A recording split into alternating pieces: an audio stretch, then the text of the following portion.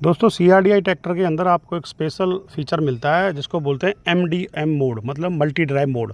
यहाँ पे आप देखेंगे एक बटन दिया गया है, यहाँ एरो है, एरो के सामने जो आपने सिलेक्ट किया है ट्रैक्टर उसी हिसाब से परफॉर्म करेगा। मतलब अभी मैंने ई के सामने रखा है, मतलब ये ट्रैक्टर अभी इकोनॉमिक मोड में चलेगा। मतलब अगर ये 60 HP का ट्रैक्टर है तो कम डीजल खाएगा, कम पावर बनाएगा। लेकिन वहीं मैं इसको नॉर्मल मोड पर कर देता हूँ। अगर मैं इस बटन को घुमा के यहाँ पर कर देता हूँ तो यहाँ पर मैं इसको नॉर्मल जितना HP का ट्रैक्टर है उतना HP में यूज़ कर सकता हूँ। लेकिन अगर मैं इसको घुमा के यहीं पे बूस्ट मोड पे कर देता हूँ तो बूस्ट मोड पे ये ही ट्रैक्टर बड़े इम्प्लीमेंट को भी खींच पाएगा, ज़्यादा पावर लगाएगा, क्योंकि ये बूस्ट मोड में रहेगा तो इसकी पावर ऑटोमेटिक बढ़ जाती है। तो इको मोड में तो डीजल कम खाएगा, छोटे इम्प्लीमेंट आप चला सकते हैं, रोड पे चलते हैं तो इको मोड का आप इस्तेमाल कर सकते हैं। वहीं अगर आप नॉर्मल इम्प्लीमेंट चला रहे हैं जो खेती के लिए आप इस्तेमाल करते हैं तो आप नॉर्मल मोड का इस्तेमाल करें।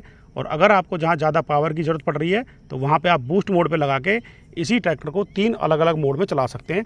जैसा कि यहाँ पे आपको स्टिकर भी देखने को मिल जाएगा। ये अलग अलग मोड आप ये इस्तेमाल कर सकते हैं, इको मोड, नॉर्मल मोड और बूस्ट मोड। तो इसीलिए इसको बोलते हैं MDM मल्टी ड्राइव मोड।